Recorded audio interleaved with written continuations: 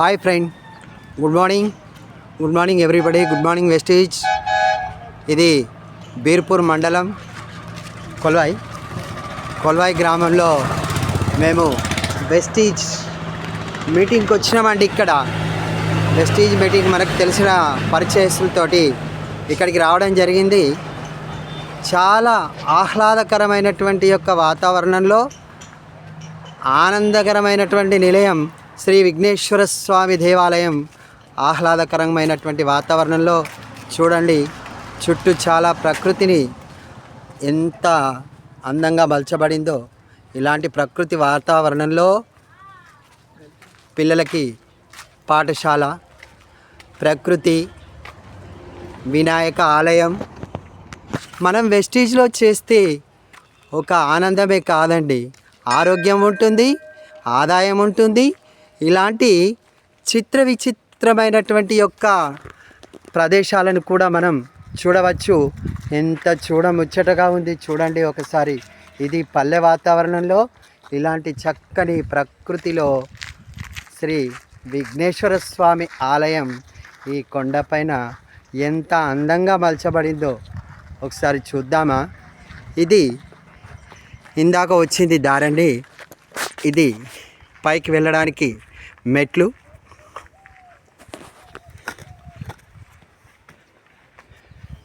చూసారా,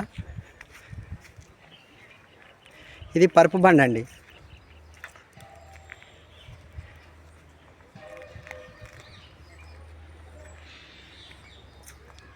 ఇంత పెద్ద గుండురాయిపై చక్కటి గోపురం, ఆలయ గోపురం, అది రాములవారి గోపురం కనిపించేది.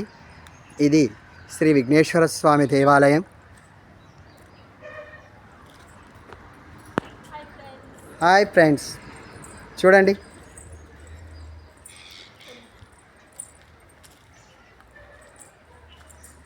ఇక్కడ వినాయకుడు కొలువై ఉన్నటువంటి యొక్క ఆలయం ముందు ద్వారంలో మూషక వాహనం మరియు కుమారస్వామి యొక్క వాహనం అయినటువంటి యొక్క నెమలి వాహనం.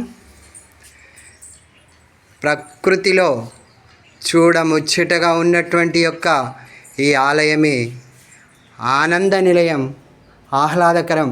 శ్రీ విఘ్నేశ్వర స్వామి సమేత శ్రీ కుమారస్వామి దేవాలయం. చూడండి, దేవతామూర్తులు కొలువై ఉన్నటువంటి యొక్క ఇలాంటి ఆలయం చూడముచ్చటగా ఉంది. చూసారా, వెస్టీజ్లో మనం జర్నీ చేస్తే ఆనందం ఏంటండి. దాంతోపాటు భక్తి రసమైనటువంటి ఆలయాలు, మరి మంచి బిజినెస్, అంతేకాకుండా దానితో ఆరోగ్యం, దానితో పాటు మనకి ఆనందం. ఎంత ముచ్చటగా ఉంది చూడండి. దిగువ మెట్లు, ఇవి దిగువ మెట్లు.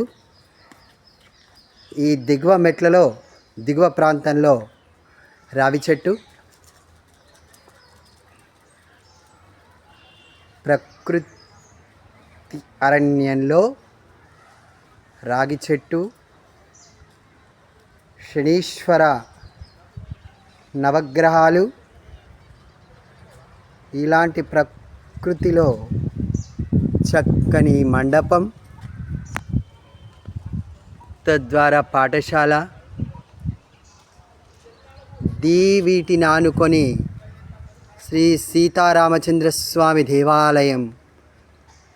చూడముచ్చటగా, కనులకు ఇంపుగా, పసందుగా ఉన్నటువంటి యొక్క ప్రకృతిలో శ్రీ సీతారామాంజనేయ స్వామి దేవాలయం చూడముచ్చటగా ఉంది.